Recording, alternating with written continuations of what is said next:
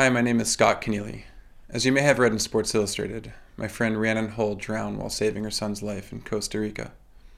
She moved there with high hopes of starting a new school, but soon thereafter made headlines for a much different reason. I created this video essay in her honor, and I hope it adds a little bit more color to her portrait. In the days after the tragedy, I was asked to look through Rhiannon's laptop for suitable pictures for the press. I was searching for photos that would best capture her spirit. And though no arrangement of color and light, no pattern of pixels could possibly relay or convey her outsized personality, the one constant among the thousands of pictures I poured through was her smile. It wasn't just a smile, however. It was a blast of happiness that radiated from within. It was a smile so complete it seemed like her entire face was designed around it, like who or whatever created her thought, "Oh, this would be fun," while sketching out her lips and teeth, and then wondered, what next? How about some eyes, big blue ones? And as if this weren't enough, as if this creator needed to exaggerate these incredible features even further, her smile sat atop her teeny tiny frame.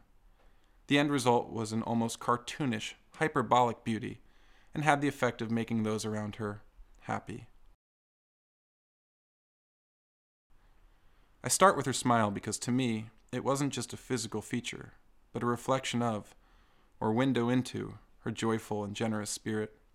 Rhiannon's default mode was happy, which makes sense because she had a lot to be happy about. She was married to her best friend Norm, had the love and support of her family, was living in a community of friends who adored her, and was the exceedingly proud mother of two awesome boys. As much as she excelled at running, motherhood was her true calling. She loved Julian and Gianni and homeschooled them with passion and pride. Her lesson plans, art projects, and songs were all designed to instill in them a reverence for Mother Earth and an appreciation for every moment. She wanted them to be adventurous.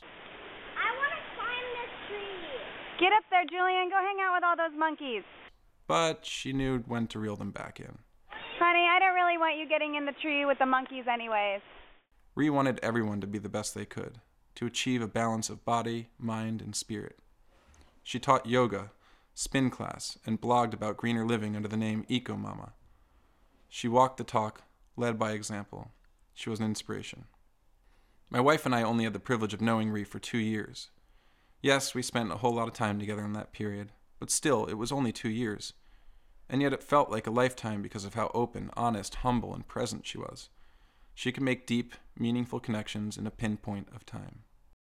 Never was this more apparent than in Playa Avellanas in the days after the tragedy. As countless teary-eyed strangers approached us, sharing stories about how she touched their lives, it was clear that Rhi energized this small community. At her memorial, Norm, her sons, and I stood on the beach beside almost 100 strangers, all united by our connection to Rhiannon. And to put this in perspective, Rhi was only there for 5 weeks.